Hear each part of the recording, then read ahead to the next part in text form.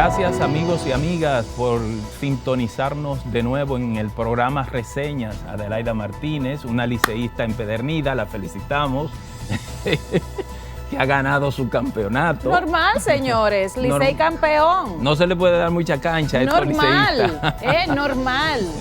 Tengo el formulario para quien quiera dejar de sufrir. Bueno, por ahí viene octubre de nuevo. Yo no pienso firmar formulario de liceísta, seguiré siendo escogidista. ¿Usted sabe cómo dice el formulario que tenemos nosotros? Ajá. Entre las opciones. Ajá. ¿Por qué usted abandona su trapo de equipo? No, eso no lo voy yo a llenar. Así que seguiremos siendo escogidistas hasta la taza. Bueno, yo felicito de verdad a la fanaticada y al club de los liceístas, que son los campeones número 23. Así es. En el año 23. 23 en el año 23 contra la serie 23. Ahora somos República Dominicana. Así es. Se escogen jugadores de todos los equipos. Todo el mundo a apoyar en la país. Serie del Caribe, la República Dominicana. Así es. Como bienvenidos Así a es. Reseñas. Bueno, esta semana, Adelaida, amigos que nos ven y nos escuchan, tenemos muchas informaciones nacionales, internacionales. Sigue el tema del fideicomiso en la palestra. Sigue el tema de, la caída de un edificio en La Vega que dejó lamentablemente un muerto. Vamos a más adelante a comentar ese tema. Y otras informaciones en el plano internacional. La guerra en Rusia y Ucrania se sigue recrudeciendo, extendiéndose. Y es que quienes planificaron esa guerra supieron escoger a los soldados, a los guerreros, y el sitio de eso.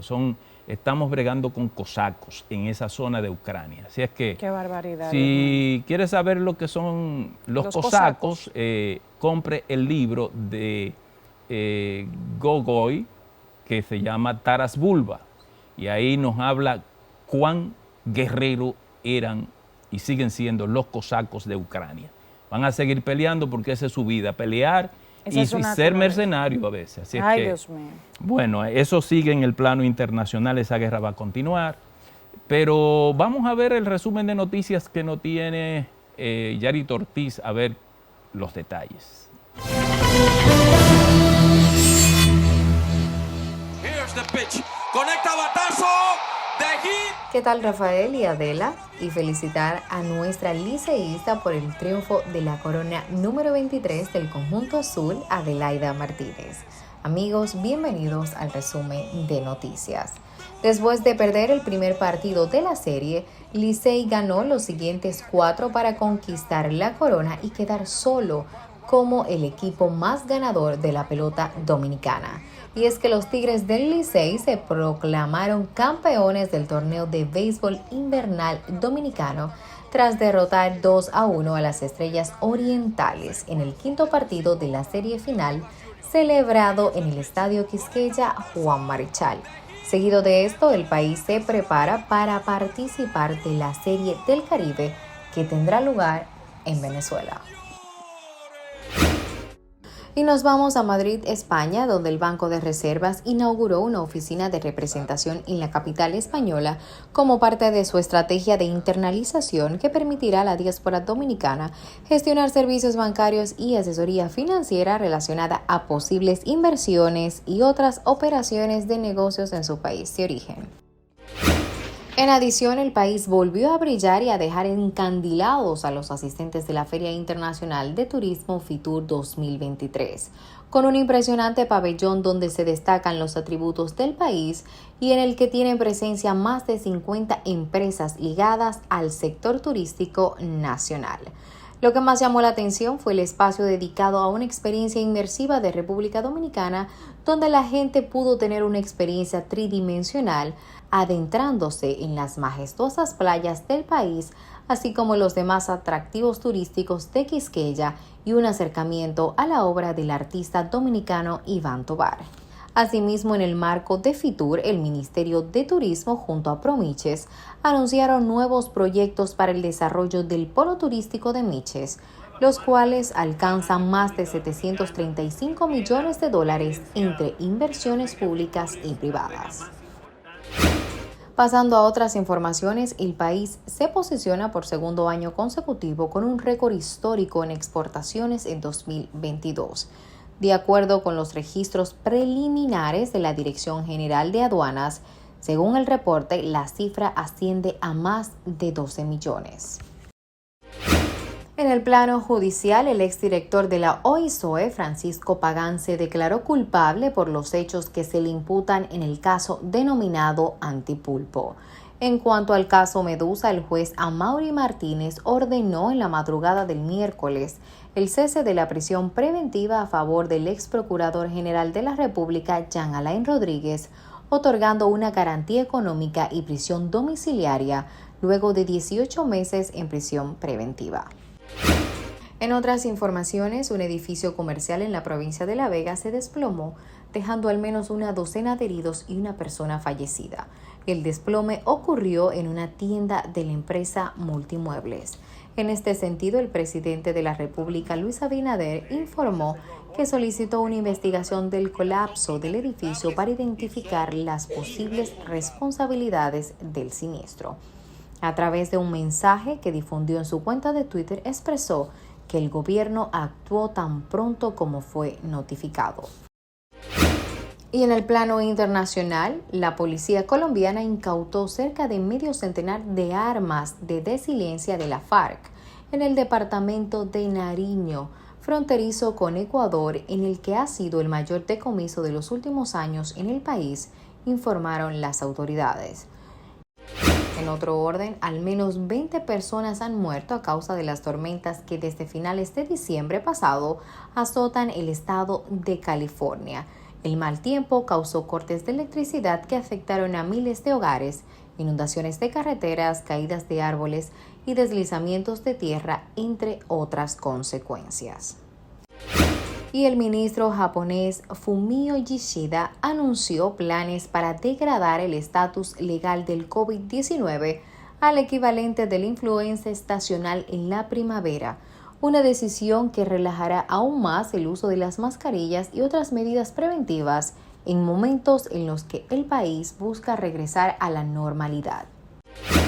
Mientras que la presidenta de Perú, Dina Boluarte, respondió a los manifestantes asegurando que en las protestas antigubernamentales que sacuden al país no hay ninguna agenda social y acusó a los manifestantes de querer quebrar el Estado de Derecho y generar caos y desorden para tomar el poder de la nación.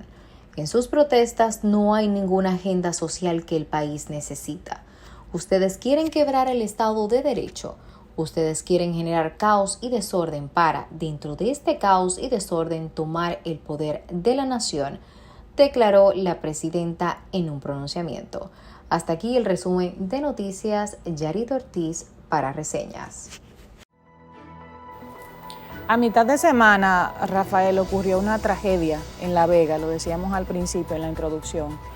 Una tragedia, señores, que ya se llevó la vida de una mujer, oigan el contexto, a mí me partió el alma. Sí. Había entrado a trabajar, se había reintegrado tras una licencia materna y falleció. Sí. Falleció y le queda su bebita de unos 3 meses y algo. Es una mueblería, no me acuerdo, multimuebles. Algo así se llama en La Vega. Este establecimiento, según me cuentan las personas de la zona, sufrió un incendio. En el 2019. Exacto. Y sabemos lo que ocurre con las infraestructuras cuando sufren un incendio. Sometidas al calor, a un incendio voraz, se debilitan. Sí, puede colapsar fácilmente ante un terremoto, ante cualquier trabajo de impacto que le hagan. Ellos querían remodelar, querían hacer otro piso. Me cuentan a mí, las personas que son de esa zona, que hicieron las cosas como no se debían. Me cuentan, eso tienen que decirlo las autoridades ahora. Pero si es así, señores, eso hay que investigarlo bien, porque eso se llevó vidas. Esperemos que no haya más, porque hay una joven que está grave también. Eso ha sido terrible, terrible, sí. Y hay que investigarlo bien. Y todavía los escombros no se han levantado, pero no.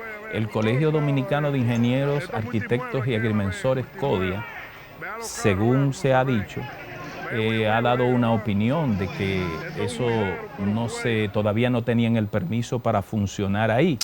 Y eso es lo que pasa en nuestro país. Qué barbaridad. Donde a veces las normas y las leyes no se cumplen, o alguien del sector privado o del sector público se las arregla para poner a funcionar un edificio que se sabe que cuando hay un fuego, el fuego debilita las estructuras de ese edificio y usted no puede estar debajo de ese edificio. En cualquier país civilizado del mundo, en cualquier país, le ponen una cinta amarilla incluso para evitar que la gente entre a nada ahí, a nada, porque ese edificio, como ocurrió en La Vega, puede colapsar. Como colapsó y mató a una pobre infeliz dominicana que deja a su hijo o su hija huérfana o huérfano, y entonces no tiene madre, ese bebé no tiene madre.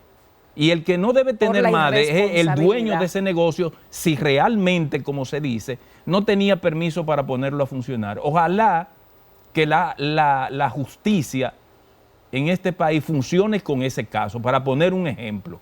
Porque no podemos, yo recuerdo, ustedes recuerdan, Adelaida, lo que ocurrió con una explosión de una estación de gas en Los Ríos. Sí, cercana a muchas casas. Pasa por ahí, que yo pasé por ahí, eso está funcionando. Así mismo. Ahí hubo muertos, Adelaida. Sí.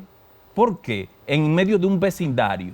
Pasa por Los Ríos, por la calle principal de Los Ríos, aquí en el Distrito Nacional.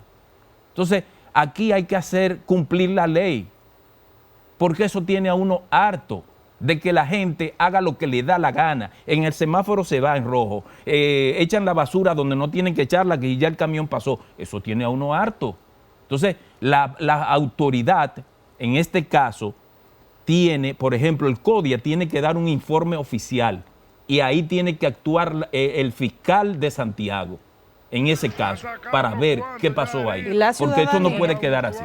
Y la ciudadanía tiene que hacer empatía con este caso, porque yo me pongo en el lugar de esos empleados.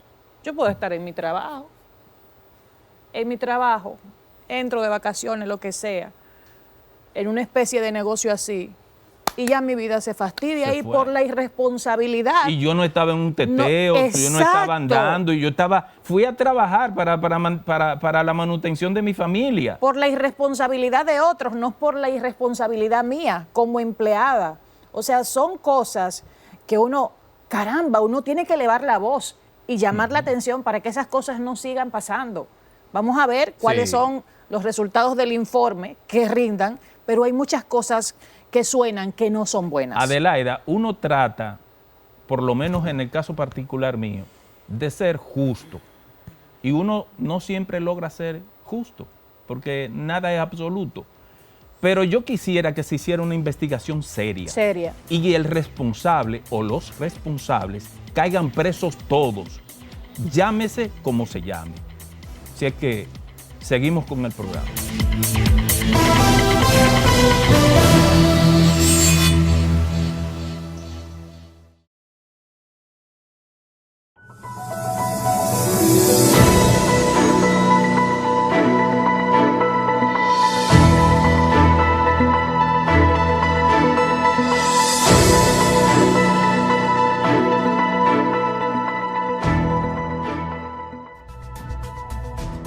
En la entrevista central de Reseñas damos la bienvenida al abogado y consultor empresarial con más de 8 años de estudios de posgrado y más de 20 años de ejercicio profesional, José Almanzar García. Actualmente es asesor del Senado de la República Dominicana en materia de Derecho Constitucional y Administrativo.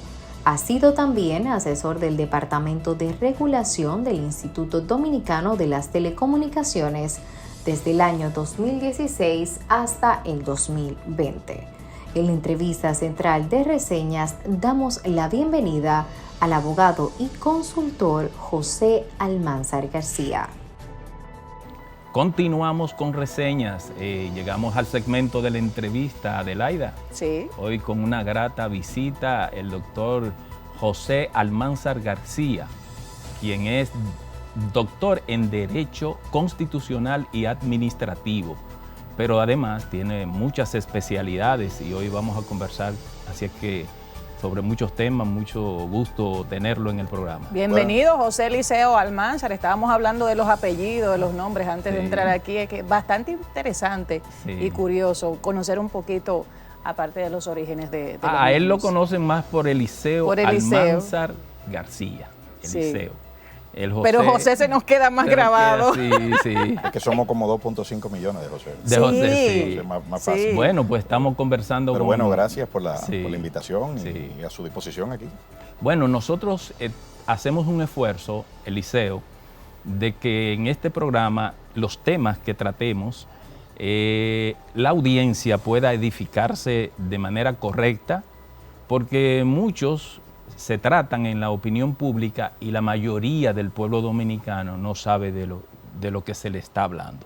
Por eso lo hemos invitado como especialista en el tema para que nos hables de los diferentes enfoques que hay con lo del fideicomiso. ¿Qué es eso? Bueno, el fideicomiso es una figura jurídica que se usa desde hace varios siglos. Eso no es nuevo, no estamos inventando nada. Es para constituir patrimonios separados del resto del patrimonio general. O sea, usted quiere, por ejemplo, usted tiene una vajilla en su casa y usted quiere que estos 3 platos se manejen de una forma diferente. Usted no lo enajena, sino que usted establece un régimen de manejo distinto para esos 3 platos. Usted tampoco pierde la propiedad sobre ellos, sino que usted lo que establece es un régimen de manejo distinto.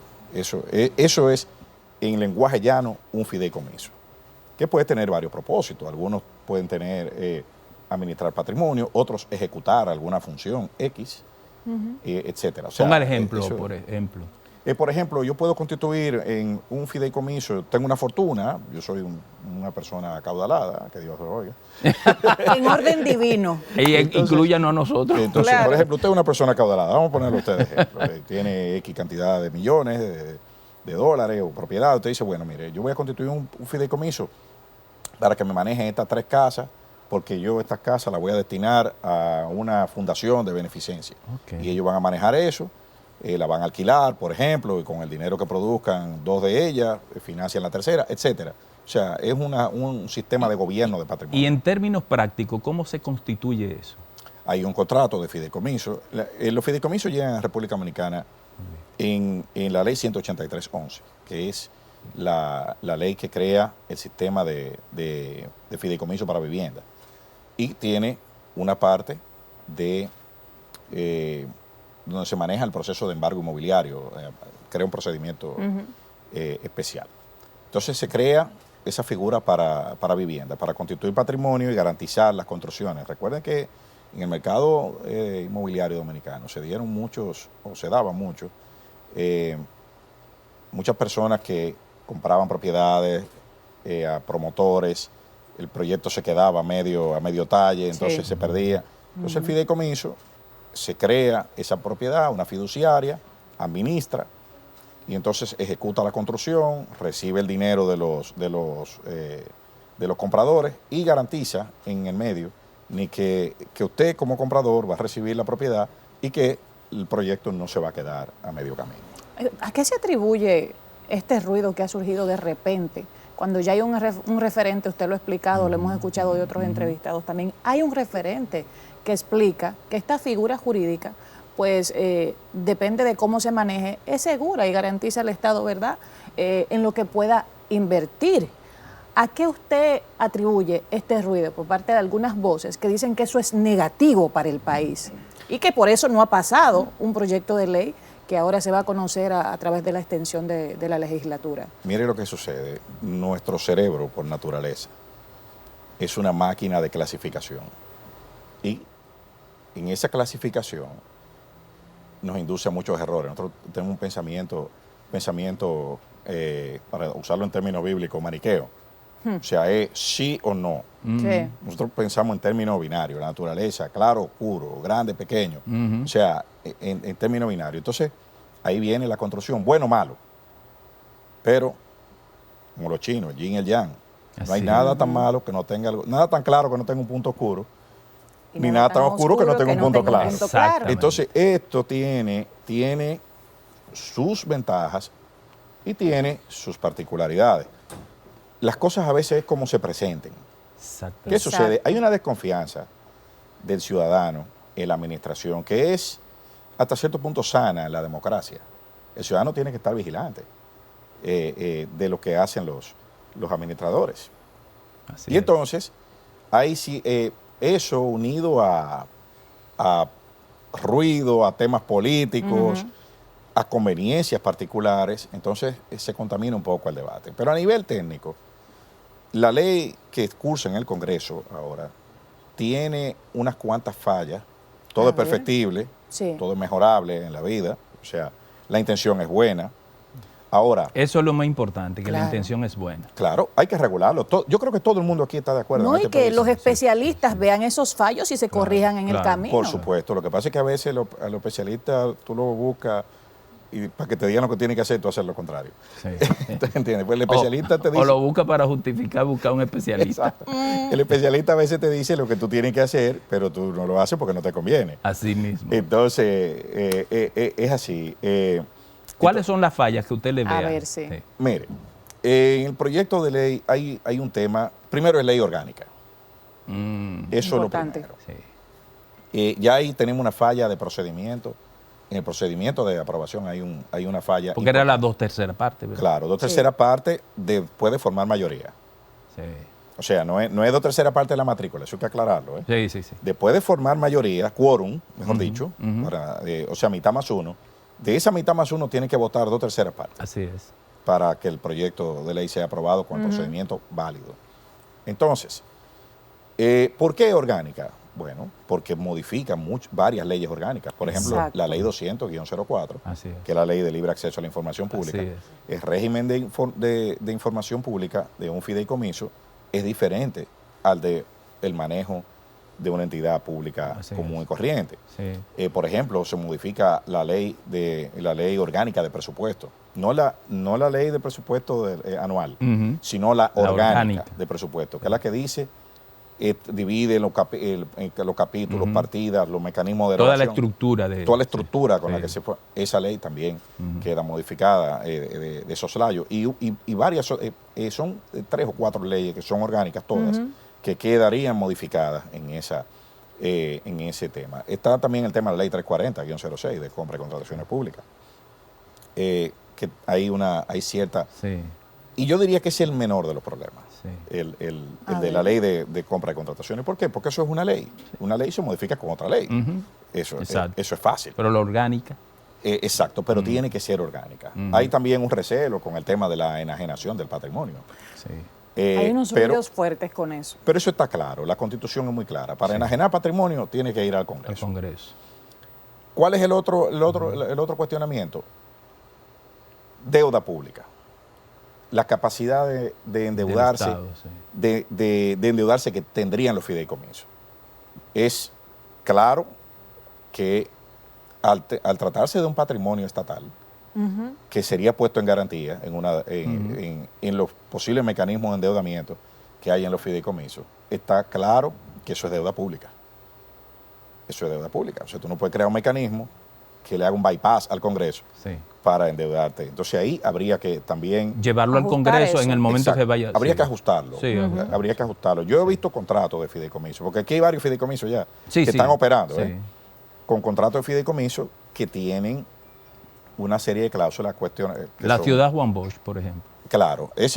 Vamos a dividirlo, lo de la administración anterior y lo que se han firmado ahora, porque cada fideicomiso es una estructura particular, tiene vida propia, porque tiene un propósito propio. Así es. Claro. Entonces, uno no puede hacer una valoración transversal porque todos son distintos. Claro. Por ejemplo, hay fideicomisos que han sido muy exitosos. RD Vial. Ay, sí. Fue muy exitoso. Con RD Vial se desarrolló en la República Dominicana una de las estructuras viales, de las mejores estructuras viales de la región, reconocido por el Foro Económico Mundial. Así es. O sea, eso es un fideicomiso exitoso, que dejó dividendos y funciona. Creo que la autopista del Coral estuvo en ese marco. Sí, la autopista del Coral. Y aquí el manejo de los peajes. La 27 de febrero. 6 de noviembre. Los pasos de nivel, Toda esa... Porque tú privatizas la caja registradora, la controla. Exacto. Construye un flujo de caja y entonces tú te financias en función a lo que tú tomas préstamo. Tú dices, bueno, mira, en 10 años yo voy a ingresar tanto por los peajes. Y toma préstamo y va ampliando la red. Retorno, y tienes retorno. O sea, eso funcionó muy bien. Hay el FIMOVIT, por ejemplo, de movilidad y transporte, Fideicomiso de Movilidad y Transporte. Ese fideicomiso funciona muy bien. Sí. El de Ciudad Juan Bosch también es un buen ejemplo de desarrollo inmobiliario. Ahora, ¿qué ha pasado?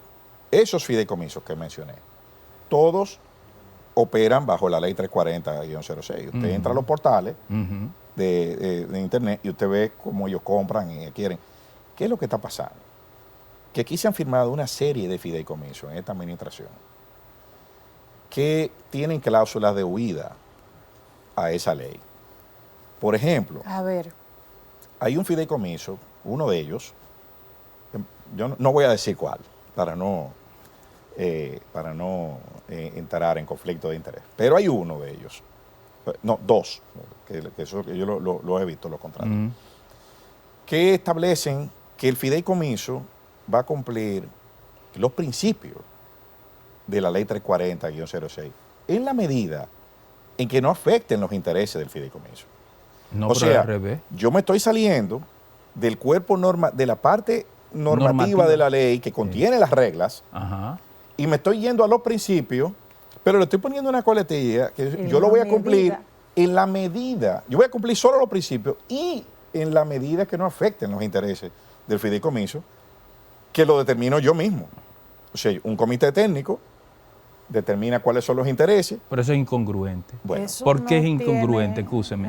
Porque la ley 340 está hecha para garantizar que el manejo de los fondos públicos se hagan con transparencia, con equidad y sin ningún tipo de cuestiones.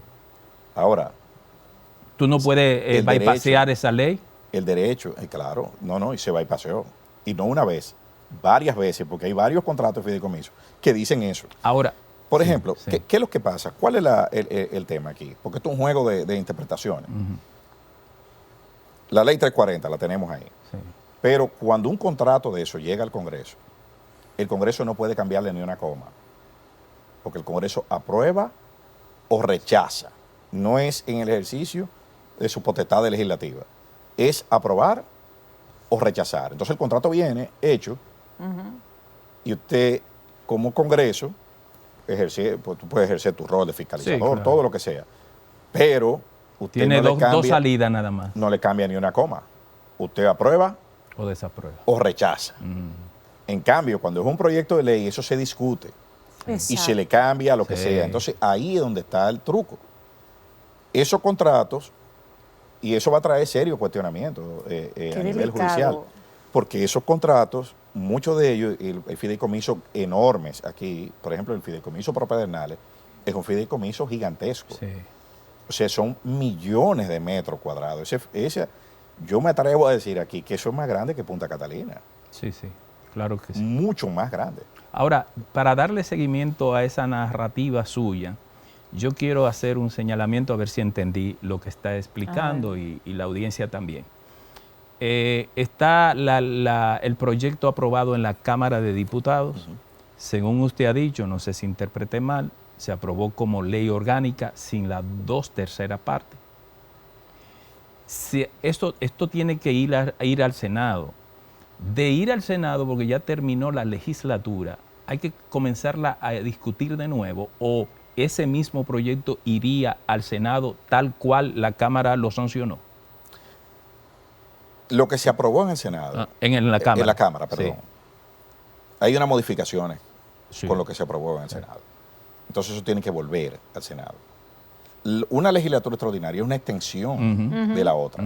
O sea, la legislatura que debió terminar en enero se extiende, no es una legislatura nueva. No es nueva. Entonces, ¿qué es lo que dice la Constitución? Que cuando pasan 2 legislaturas, el proyecto perime. Así es. Ese proyecto no ha perimido. No. Tiene que volver al Senado para que se conozcan las modificaciones que se hicieron en la Cámara de Diputados. Ahora, lo de las 2/3 partes, habría que ver, yo entiendo que sí, que se aprobó con el quórum necesario. Ok. Pero porque eso sí es delicado. Ahí viene una discusión que se ha dado en varios proyectos de ley. Hay que establecer que la ley es orgánica en el procedimiento. Entonces, si usted introduce una ley como ordinaria, aunque usted la apruebe con la mayoría de ley orgánica, se puede prestar a una discusión por una falla en el procedimiento. Sí, el procedimiento. Entonces, hay una parte de la doctrina que sostiene que lo que importa es la mayoría, y otra parte sostiene que hay que consignarlo en el proyecto de ley.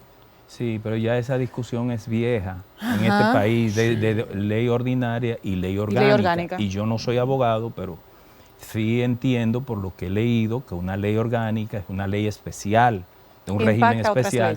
Sí, impacta otras leyes y tú no puedes tratarla como si fuera una ley ordinaria. Bueno, la Constitución lo que establece con la ley orgánica son una serie de materias, como son los derechos fundamentales, el funcionamiento de órganos constitucionales y otras materias que sean afines a esas, por analogía. Esas son lo que son materias de ley orgánica. Si a usted le piden una asesoría, tenemos 5 minutos para terminar este break, una asesoría de qué hacer ahora en el Senado, ¿qué usted aconsejaría? Bueno, yo sugiero rediscutir el tema de la ley, sobre todo, no hay leyes perfectas. Vamos por ahí. Esto va a salir con algún punto. Pero yo sugiero rediscutir el tema del endeudamiento en los fideicomisos. Eso es lo que yo sugeriría. Porque eso no está claro. Y se puede prestar a muchas discusiones. Ahora, licenciado, es uno de los puntos más discutidos y que más ruido ha hecho. Hay un punto que sí yo, por conocimiento, porque he sido funcionario en el Estado, que conozco y que uno lo padeció, no lo vivió, sino lo padeció. Los gobiernos, no el pasado, el anterior y los que vienen, no tienen una gran capacidad de maniobra presupuestal. Aquí no se ha hecho una reforma fiscal que hace tiempo se está pidiendo. Todos los organismos internacionales, los expertos en asuntos económicos y financieros, hablan de la necesidad de hacer una reforma profunda para que el Estado esté, o el gobierno, o los gobiernos estén en capacidad de gestionar más recursos para hacer frente a la inmensidad de necesidades que tiene la población. Si eso es así, nosotros como ciudadanos conscientes estamos claros de que los gobiernos, los gobiernos nunca tienen una capacidad de recursos para dar, de algún lado hay que sacarlo. No se ha hecho una reforma fiscal, no, por las razones que sean, no entraré en eso ahora. El fideicomiso no es una fórmula, no es un esquema que quizás se está buscando para realmente poder acometer proyectos de infraestructura que el Estado no lo puede hacer. Usted me responde después de la pausa, que vamos a una pausa ahora mismo en Reseñas.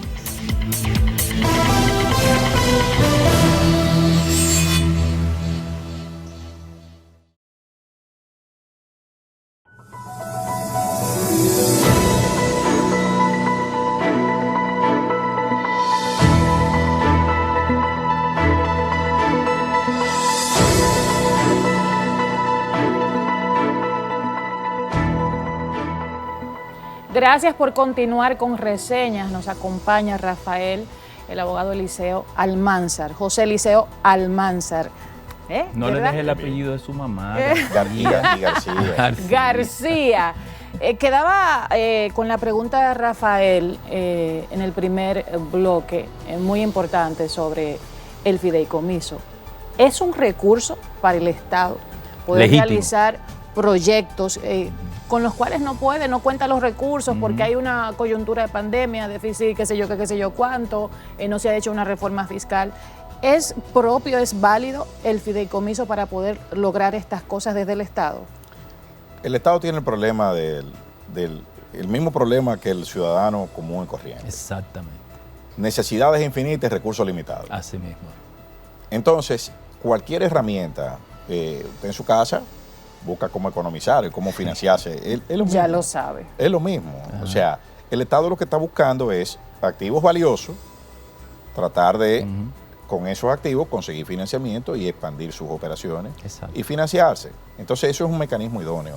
Y como cuando comenzamos la entrevista, por eso fue que dije que hay modelos exitosos de fideicomiso. Esto no se puede satanizar tampoco. No. Entonces, son figuras. Y en Europa, el desarrollo de toda la infraestructura europea ha sido ahí.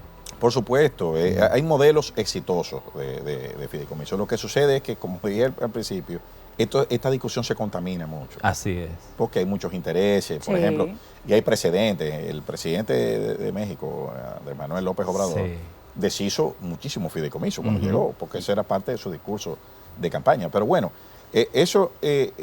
por eso uno no puede decir que la figura no sirve. Así es. Al contrario, porque tenemos ejemplos positivos de funcionamiento. Y eso, yo estoy de acuerdo con que eso se haga y con que se regule.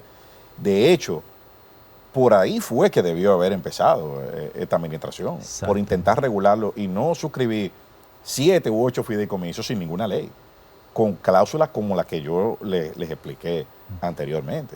O sea, porque aquí se hablan, este debe ser uno de los pocos países donde la gente se conforma con que los mandatarios tengan buenas intenciones.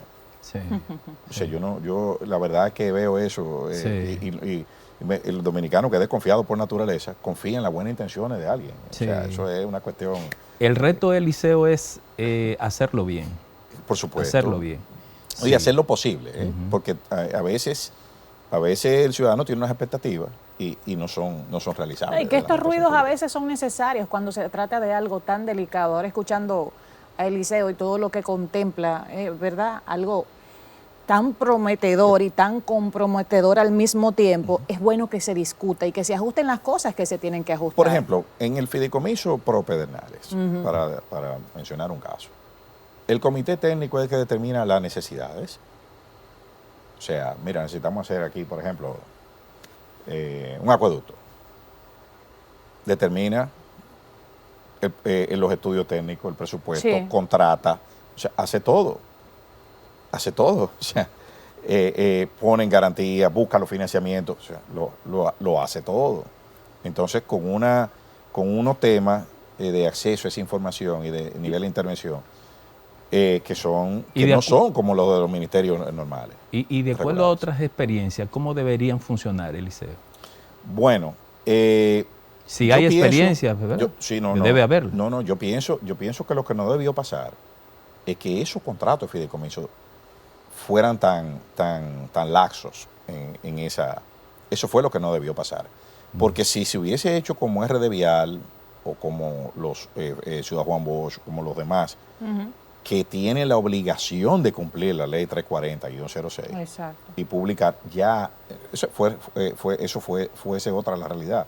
No en medida de si afecta a los intereses. Exactamente. O sea, la realidad es que aquí parece que lo que se intentó fue darle de lado a eso. Y claro, eso tiene su justificación también. Los procedimientos en el Estado son muy lentos. Bastante lentos. Y son demasiado burocráticos. Entonces, a veces, los gobiernos solo duran 4 años. Y si te va muy, muy bien, dura 8. Entonces, a veces tú quieres ejecutar a una velocidad que no, y la burocracia no te lo permite. Y esta administración ha sufrido eso, como dijo usted al principio, usted ha padecido ese tema. Si usted ve las ejecuciones presupuestarias en gasto de capital. ¿Están por debajo? Quedan por debajo. Y no solo eso, usted se da cuenta que en los meses de, por ejemplo, noviembre, diciembre de 2020, noviembre, diciembre de 2021, noviembre, diciembre de 2022, la ejecución, si usted suma lo que se ha ejecutado de capital en esos 2 meses, en los últimos 3 años, usted se da cuenta que en esos 2 meses aquí se ha ejecutado, en teoría, más gasto de capital que desde que se fundó la República Dominicana. O sea, eso. ¿Y eso por qué? Porque hay una presión por poner números. Pero las obras y las inversiones no están físicamente. Lo que están son las erogaciones, pero no están. Entonces, hay presión. Yo pienso que por la experiencia mía, pienso que en ese punto debe haber alguna situación de las propias normas que se han creado para la transparencia aprietan demasiado. Claro. El fluir y una de las cosas que uno tiene que reconocer a este gobierno que en gran medida es que se ha esforzado por el tema de cumplir con las normas de transparencia, de control interno. Y entonces, porque he hablado con funcionarios amigos míos, ellos están muy en camisa de fuerza con la propia ley y otras normas internas para el cumplimiento de los presupuestos, y eso retarda mucho. La misma Dirección de Compras y Contrataciones, que es la encargada de aplicar la ley 340, la persona que está ahí no le deja pasar a nada a nadie.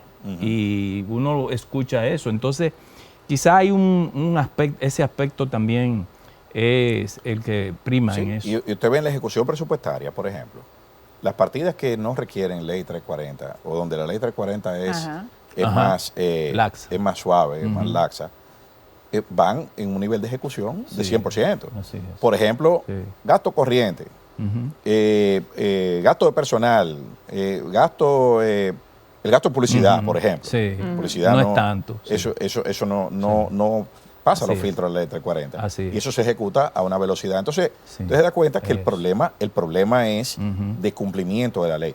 Ahora, ¿cómo usted se sienta con una ciudadanía a explicarle eso, a decirle, mira, yo recuerdo que el presidente, en los primeros meses del presidente Abinader, el primeros meses de su gestión, hablaba de trabas administrativas para el tema de la terminación de las obras. Sí. Y esas trabas administrativas son precisamente la ley 340, que le establece topes a los adendum. O sea, el Estado, desde afuera, desde la oposición, se veía muy distinto a lo cuando que tú estás dentro. A lo que tú estás dentro. Sí. Eso es como decía un manager de un equipo de béisbol. Aquí decía, lo que pasa es que en el estadio hay 10.000 fanáticos sentados, cada uno tiene una jugada en la cabeza. Así es. O sea, yo traigo al zurdo, yo toco, este se va a robar la base. Pues son 10. ¿Por qué no hiciste esto? Pero es una sola que puede hacer y a mí me están pagando para hacer la jugada. Sí. Entonces, ¿entiendes? Así mismo es esto. Nosotros somos muy creativos. ¿Qué usted entiende, perdón Rafael, que pueda pasar en esta extensión de la legislatura con este proyecto de ley de fideicomiso, dentro de su experiencia? Yo entiendo que políticamente el gobierno no tiene mayores obstáculos para aprobarla tal y como salió de la Cámara de Diputados. El Senado hay mayoría suficiente y los congresistas alineados con esta administración, con el PRM, pues han sido bastante leales y le han aprobado prácticamente todo lo que han enviado. O sea que yo pienso que este proyecto va a correr la misma suerte. Lo van a aprobar tal y como está. Y ya más adelante, pues eso en los tribunales se resolverá. Sí, claro. Bueno, pues lo importante es que nosotros estamos tratando de construir un sistema de derecho en el país y tenemos debilidades, pero hemos ido avanzando realmente. En los últimos 40 o 50 años el país ha ido avanzando en ese camino. Tenemos todavía muchas trabas, muchas dificultades, muchas debilidades, pero ahí vamos a ir resolviendo esos temas.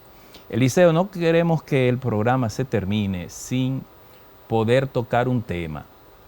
Hay muchísimas expedientes en el tren judicial y hay uno que acaba de tocarse en la semana que concluye y tiene que ver con la coerción al ex procurador general de la República y el debate que ha suscitado eso en torno a si esa coerción está conforme a la ley que se terminara, no que se modificara porque no ha modificado nada, que termine la prisión o que pudiera continuar como manifestaba el Ministerio Público. ¿Cuál es su opinión respecto a eso? Bueno, hay una noción de justicia que es la que tiene la gente y hay una noción de justicia que es la que tienen las leyes. Así es.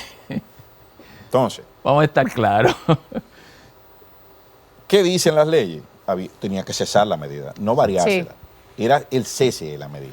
Porque son unas reglas y las reglas no se interpretan. Así es. Y si se interpretan, es a favor del reo, del justiciable, sí, o del ciudadano. Sí. Entonces, aún se interpretara, la interpretación no puede ser en contra del ciudadano. Principio de favorabilidad constitucional, con rango constitucional. Eso por un lado. Ahora, ¿qué dice en la gradería? La gradería querían sangre. Sí. Y quieren. O sea, ya yo vi... vi en las redes eso es lo que piden. No. Y vi... Es una cosa terrible. Vi unos individuos que mandaron una comunicación pidiendo la renuncia de la procuradora. O sea, ya hay una rebelión entre los... En camino. De los seguidores porque su concepto de justicia, al parecer, no está satisfecho. Pero lo que dicen, y eso va a pasar y va a seguir pasando, porque un expediente de 10.000, de 12.000 páginas, toma 2 años leerlo en un tribunal. Leerlo nada más. Leerlo. Esa acusación, para leerla, miren, la acusación del caso Antipulpo no la han terminado de leer. Y tiene un 25% en volumen que la del caso del ex procurador. El caso Medusa, que es el que involucra al ex procurador Jan Entonces, cuando usted no hace el trabajo técnico y usted juega mucho para la Cámara, pasa eso. Porque en el tema, cuando usted va a solicitar medida de coerción, ahí no hay que probar prácticamente nada. No. Ahí usted instala una narrativa y se sale con su objetivo. Uh-huh. Ahora, cuando se van a discutir pruebas y que los procesos entran en la fase donde están entrando esos procesos, sucede lo que está sucediendo ahora. Comienzan a vencerse los plazos, comienza a salir todo lo que se quiso tapar, las omisiones que hay en esos expedientes, expedientes que dejan más preguntas que respuestas. Pero ven acá, si fulano de tal está aquí. No, fue que firmó el 62% de los cheques. ¿Por qué él no está aquí? ¿Por qué no está preso? O sea, no, ¿por qué no está ni acusado? Ni no preso. acusado. Ni siquiera acusado. La persona que firmó el 60% de los cheques no está acusada. Entonces, ¿por qué fulano que dice que le entregó X cantidad de dinero a fulano, que dice que fue en efectivo, que fue entre ellos dos, o sea, no había más nadie? ¿Por qué ese no está aquí? O sea, entonces, aquí hay sobornados sin sobornantes. O sea, sí. es una cuestión que, vuelvo y digo, una acusación tiene que dar respuestas, no dejar preguntas. Uh-huh. Y aquí hay más preguntas que respuestas ahora. Ese relato, lo que contiene, deja al ciudadano menos edificado que cuando no, o sea, no leer ese relato, uh-huh, te deja más edificado que leerlo, pues te deja más preguntas. Y más en el contexto de una ciudadanía que carece de educación en términos judiciales. Por supuesto. Hay gente que no sabe ni lo que es una medida de coerción, que cree que es una sentencia ya. Claro. O sea, aquí hay un déficit terrible. Y hay un tema también en los medios de comunicación. En esta semana vi una persona que lo condenaron a 20 años.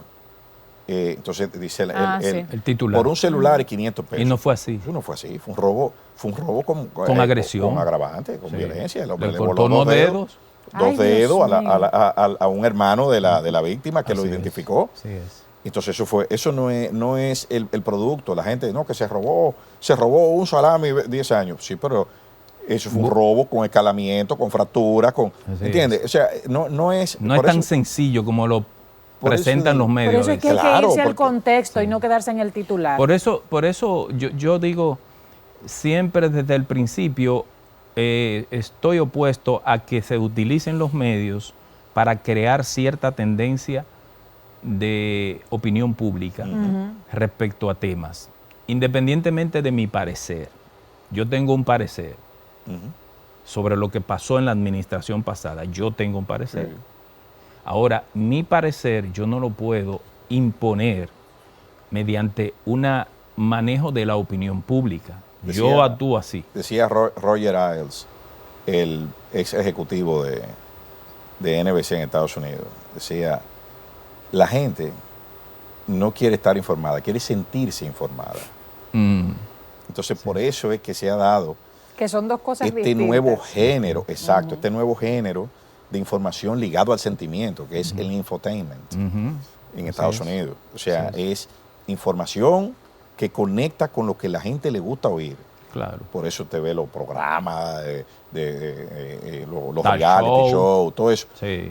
No hay análisis. Sí. Es pura emoción. Y hay otro comunicador norteamericano, se me fue el nombre ahora, que decía, try to be informed, not opinionated. O sea, trata de estar informado, no opinionado. Sí, así es. O sea, porque es información lo que hay que servir.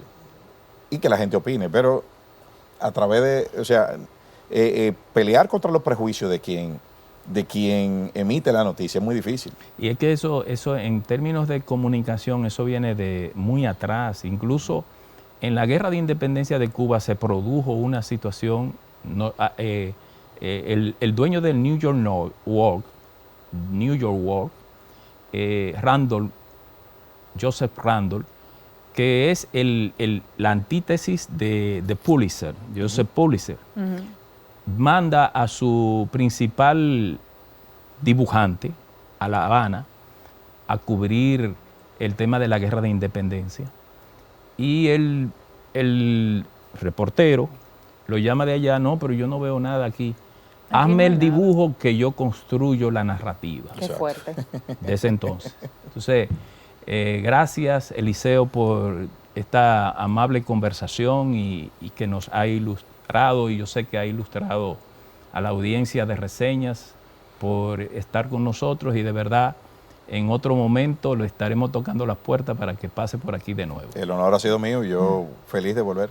Claro. Sí, de verdad que es muy didáctico, con ejemplos que ilustran sobre todo al pueblo en un lenguaje llano. Gracias por estar con nosotros, por ilustrarnos sobre un tema que es polémico en estos momentos. Gracias a ustedes por estar con Reseñas. Nos reencontramos el próximo fin de semana y, como siempre le decimos, ¿verdad, Rafael? Pórtense bien, si se van a portar y pórtense mal si les da la gana.